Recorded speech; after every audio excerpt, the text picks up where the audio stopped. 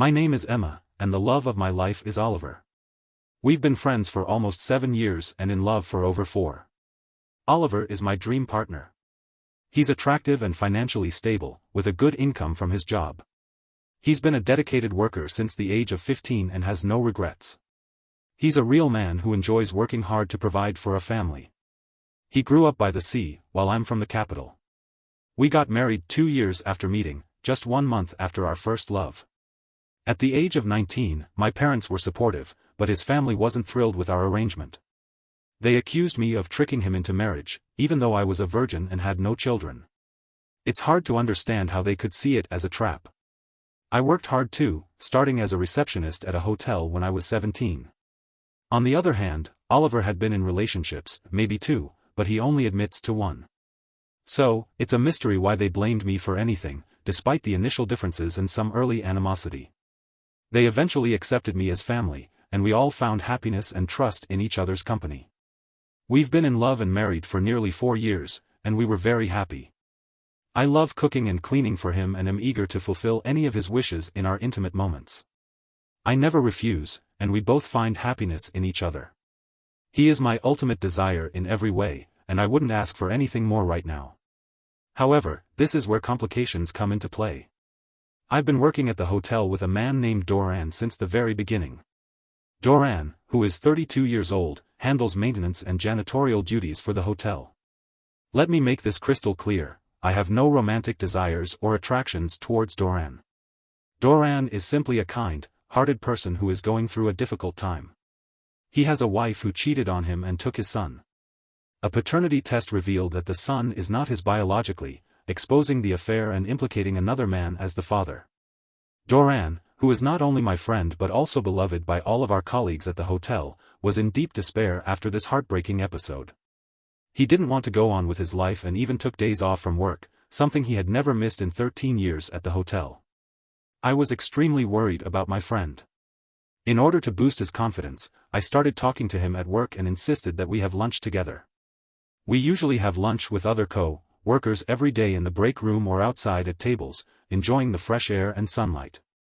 He feels he's lost his manhood because of what his estranged wife has done.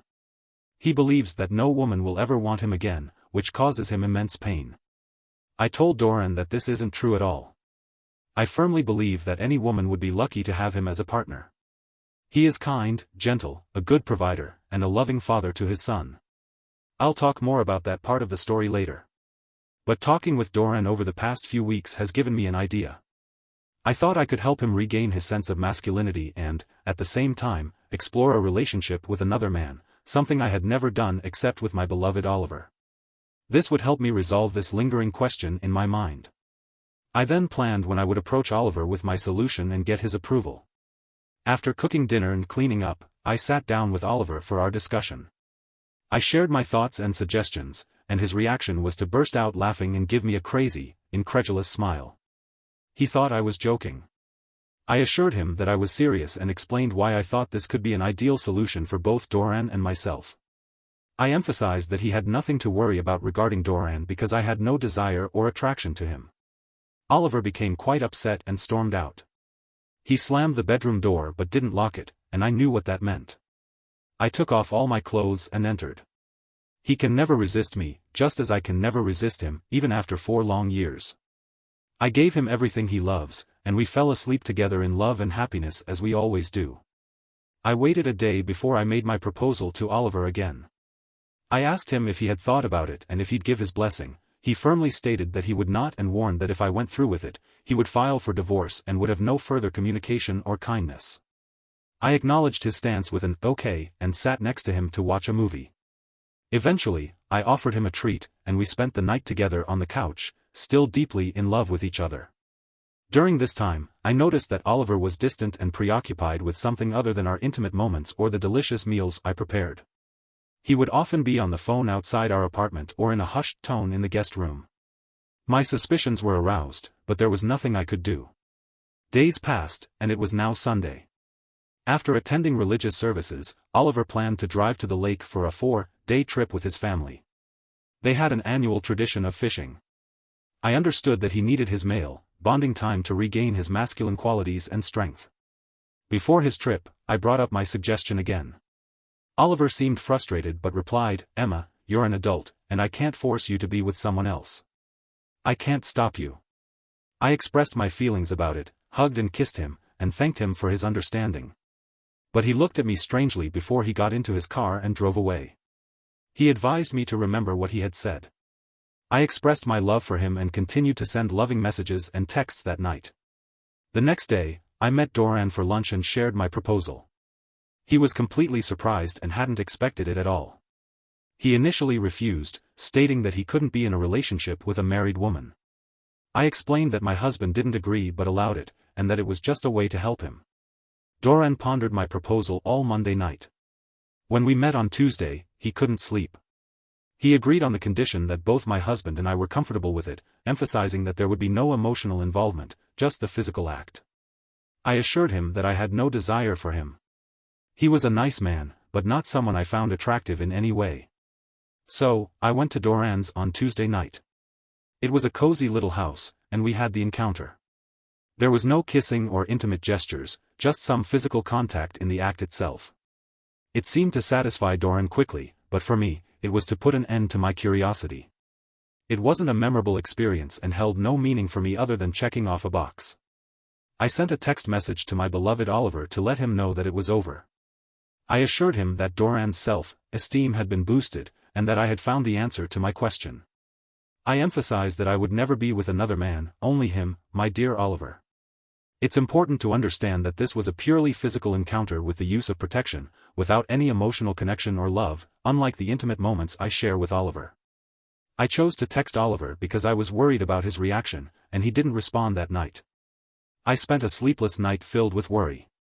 Thankfully, the next morning, he texted back and said that he would be home on Saturday instead of Friday. While I didn't like the idea of him being gone for 2 extra days, I appreciated his understanding regarding the proposed meeting and was grateful to have his love. The next day, Doran and I had lunch together, and he expressed his gratitude for the session and for helping him to regain his confidence and sense of self. He also shared that he had been granted 50% custody of his son through the court, even though he was not the biological father. I celebrated the news with him and explained that now that our purpose had been fulfilled, we didn't need to continue to meet individually for lunches or other gatherings. He thanked me, understood, and assured me that he was not a deceitful person. During this time, I continued to send loving texts and intimate pictures of myself to my dear Oliver. However, his boat had poor service, so his replies were infrequent and mainly expressed his anticipation of seeing me on Saturday. I was filled with excitement and love, eagerly awaiting his return. But unfortunately, this story took a painful turn on Friday.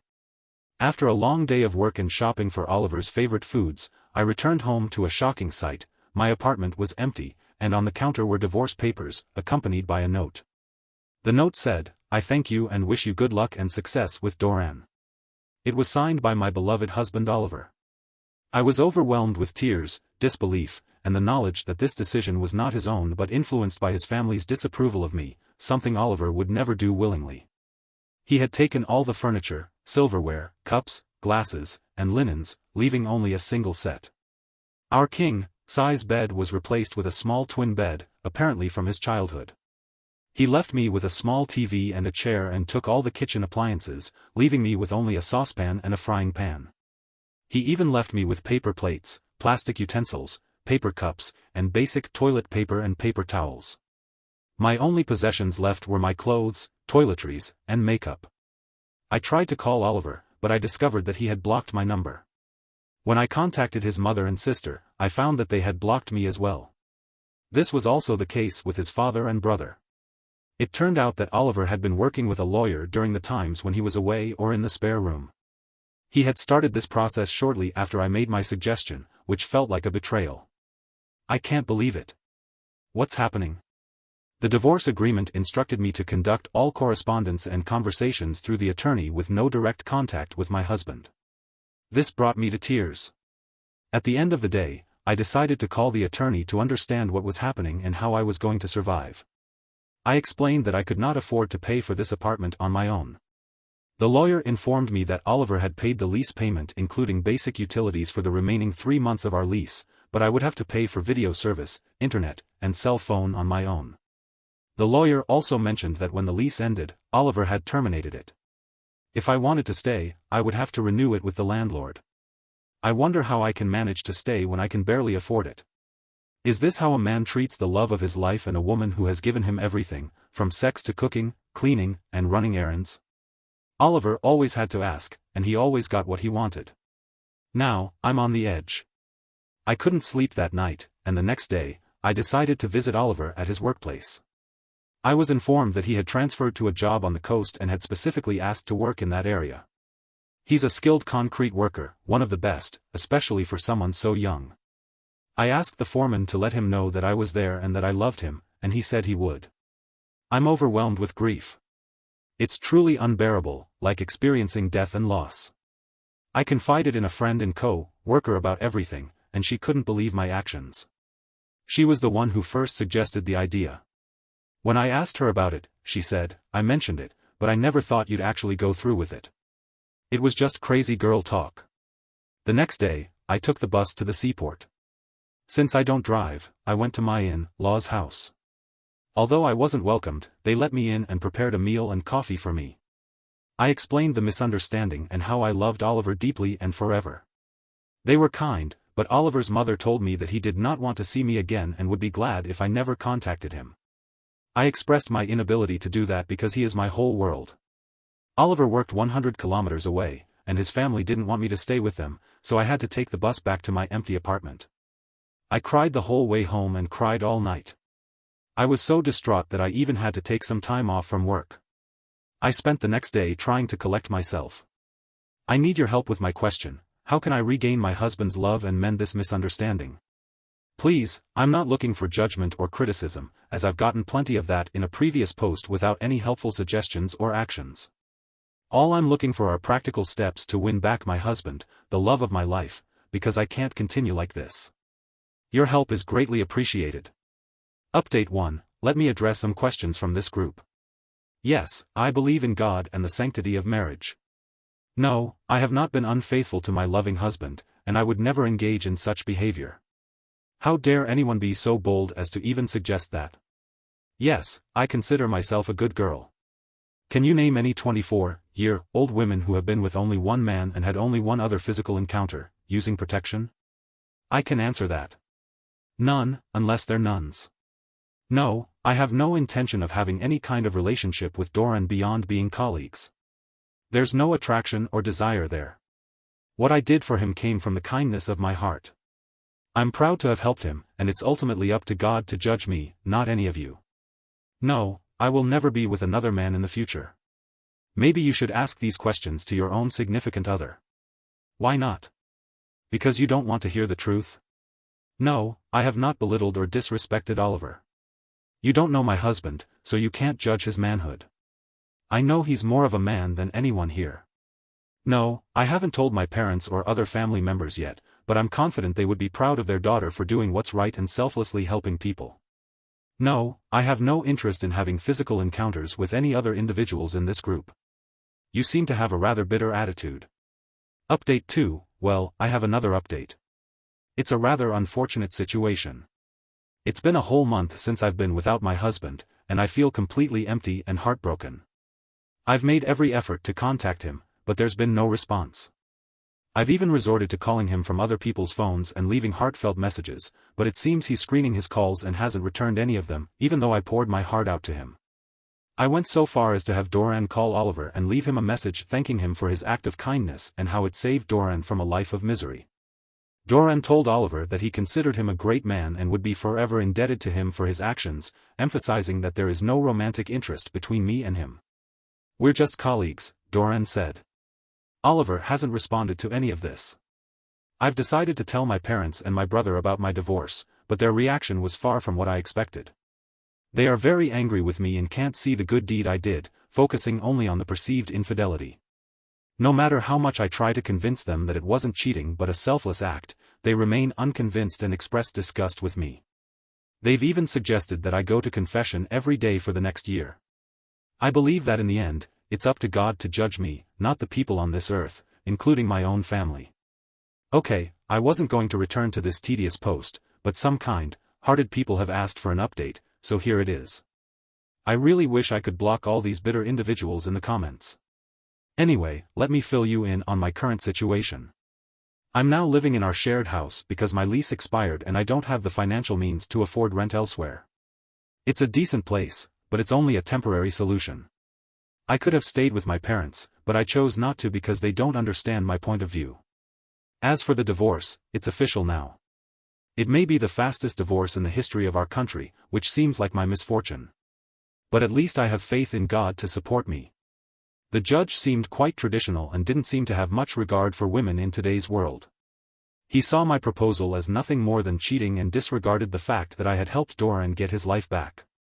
He simply said, "You can call it whatever you want, but it's cheating and a violation of your marriage."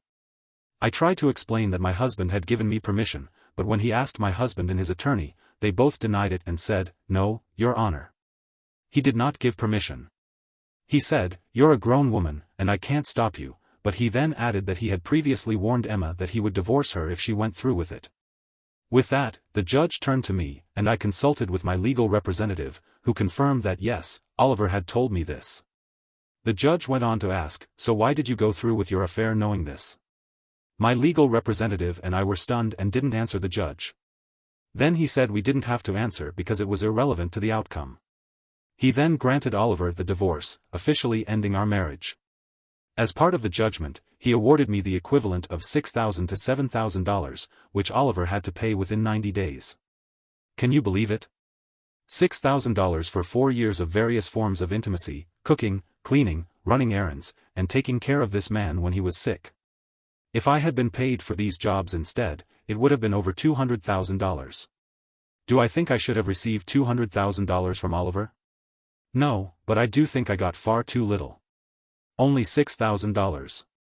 Come on, guys, why aren't women valued more for their valuable contributions to marriage? What's wrong with the people in the comments section? This is my last post here because I'm not going to engage with the unkind individuals in the comments. I'm just exhausted, and you are all unpleasant people. Instead, I'm going to invest all of my time and energy into winning Oliver back. The next year, I left him a message on his phone letting him know that I won't be dating for at least a year, maybe indefinitely, as I will be patiently waiting for him to come back. I told him he's welcome to come to my new place anytime for any kind of affection. I gave him my new address, and I believe that one day I will hear a knock on my door, and there will be my dream man Oliver standing there, ready to embrace me with kisses, and we'll live our life happily ever after, maybe with lots of children and daily affection. Merry Christmas to all of you out there, and I send God's best wishes to everyone, even those who hate me and hate themselves. Alright, that was a rather emotional story. Now, let's move on to another exciting one. Stay tuned, and let's dive into this incident that happened more than 5 years ago, and I still haven't fully healed emotionally. I was 31 years old at the time, and my girlfriend Lisa was 29. We had been in a loving, monogamous relationship for 3 years, or so I thought. We met at a cocktail reception at a local art museum. Ironically, neither of us was a fan of modern art, but we were both there with friends, and we hit it off immediately. We started dating casually and soon decided to be exclusive to each other because our connection was undeniable. About a year into our relationship, Lisa brought up the idea of moving in together as she wanted to take our relationship to the next level. I was hesitant at first, expressing that I wasn't quite ready for that step. So, we continued to live separately but spent at least 6 nights a week together. Our love for each other continued to deepen over the following year. Lisa continued to gently nudge me towards taking the next step, and on our 2-year anniversary, I reluctantly agreed. We moved in together, and everything seemed to be going wonderfully. Even though we had been together for over 2 years at that point, our intimacy in the bedroom was still alive and adventurous, and our relationship was going smoothly. Lisa began to drop hints about marriage and starting a family. I let her know that I could see that future with her, but I wanted us to use this time together to evaluate whether we were really ready to take that next step. After about 3 months of living together, I got quite a shock when Lisa called me at work to tell me that she had missed her period and might be pregnant.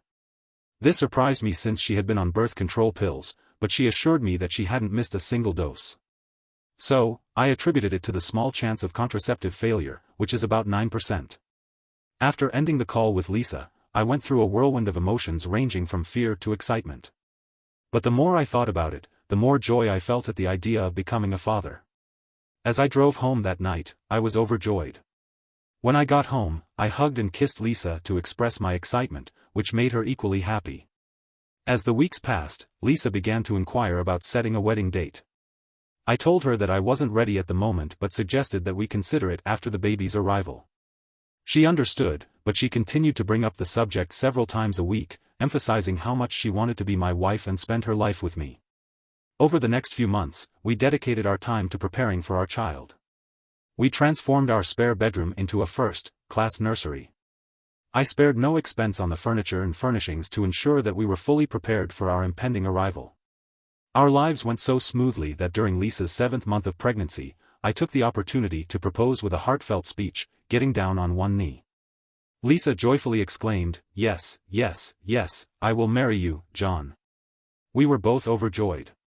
We decided that we would have a civil ceremony in the mayor's office the following month, followed by a reception after the baby's birth, and she enthusiastically agreed. We set a wedding date. But just a few days before the ceremony, our baby had other plans. When Lisa went into labor, we rushed to the hospital at 4 a.m. and by 9 a.m., Lisa had given birth to a healthy baby boy. I was by Lisa's side in the delivery room, assisting as much as I could. Although the delivery went relatively smoothly, I couldn't help but notice that the baby did not resemble me. He had jet black hair, a deep, brown complexion, and appeared to be of Hispanic descent. Both Lisa and I, along with our extended families, are of Northern European backgrounds with light hair and fair skin. No one in either of our families has Hispanic heritage. When the baby was placed in Lisa's arms, I looked at her face, and despite her attempt to appear composed, I could sense her shock at the baby's appearance. My heart was racing, but I managed to maintain my composure and pretended that everything was fine. Lisa wanted me to hold the baby, which I did, and tears welled up in my eyes as I cradled the baby.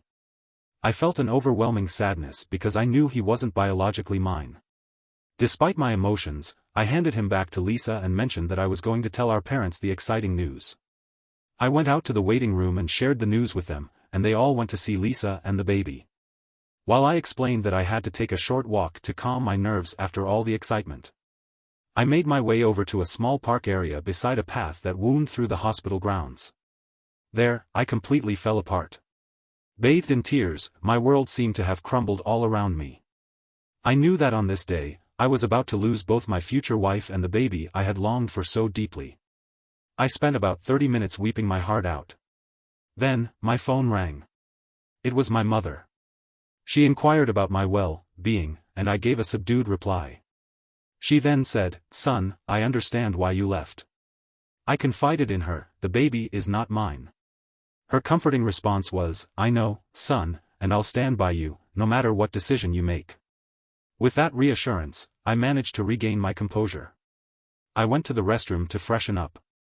When I returned to the room, only Lisa, her parents, and my mother were there. The baby had been taken to the nursery, and Lisa, understandably, was exhausted from the birth. I suggested that we all let Lisa have some much-needed rest as we left the room. But Lisa asked if I could stay with her. I gently replied, "Baby, it's best for you to rest without talking." So, we all left. We went to the cafeteria and spent a few hours there while Lisa got some rest. When we went back upstairs, I let her parents check on her first. After they'd spent half an hour with her, they told me that Lisa wanted me to be with her. So, I went in to comfort her. Lisa started talking, expressing her happiness and asking if I was happy too. I reassured her that I was glad that both she and the baby were healthy. Looking concerned, she said, "You seem distant. Is something wrong?" I replied, "We need to talk." She inquired, "Talk about what?" I told her that the baby was causing me confusion. She asked, "What's wrong with the baby?" I then revealed to Lisa that it was clear the baby wasn't mine. She reacted defensively, saying, "Who else would it be?" I challenged her, "You tell me." Her response was tearful sobbing. I let her cry for what felt like an eternity but was actually closer to 10 minutes. After she had composed herself, I pressed further and asked about the child's father. Through her tears, she confessed, "Please, John." I accepted that but insisted, "Lisa, please don't lie to me." She fell silent, staring straight ahead. Finally, she broke the silence and said, "I'm so sorry, John. I've been unfaithful. But I want you to be the father of this baby. I ignored her plea and repeated my question. Reluctantly, she told me who the father was. She admitted that her ex-boyfriend, with whom she had been in a relationship for over 5 years, had come to town 8 months ago and they'd had a brief encounter in our apartment. I got up, walked over to the window, and looked out at the traffic below. Lisa looked worried. She asked if our relationship was over. I told her that it was, because I couldn't imagine ever trusting her again. She burst into tears and begged for another chance, but I firmly stated that it was over. I insisted that she needed to tell our parents about this situation. Lisa immediately begged me not to. I told her, Lisa, you have to do this now because you won't be coming back to our apartment when you and the baby are released tomorrow. She begged me again, in tears, but I just repeated, no, and went outside to get our parents. As we entered the room, Lisa's father noticed her tear-stained face and asked what was wrong. I asked everyone to sit down, and they did. Then, I instructed Lisa to tell them what we had just discussed. She burst into tears, overcome with emotion. I continued to explain the situation to our parents.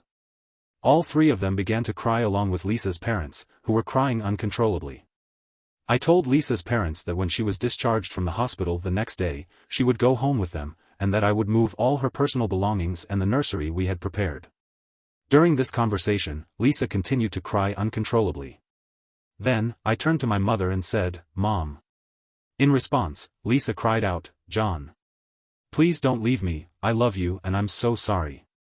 And we walked out the door, leaving her parents to comfort her. As we drove away from the hospital, Lisa called and begged, please, John, don't end our relationship like this. I replied, Lisa, I didn't end our relationship. You did. The trust we had is broken forever, and the person I knew and loved is gone. As she continued to plead, I remained silent. Finally, I told her that there was nothing more to say before hanging up. The next morning, her father came with his van, and we loaded all of Lisa's things into the back of the van. I accompanied him to her house and helped unload and set up the nursery in one of their spare bedrooms.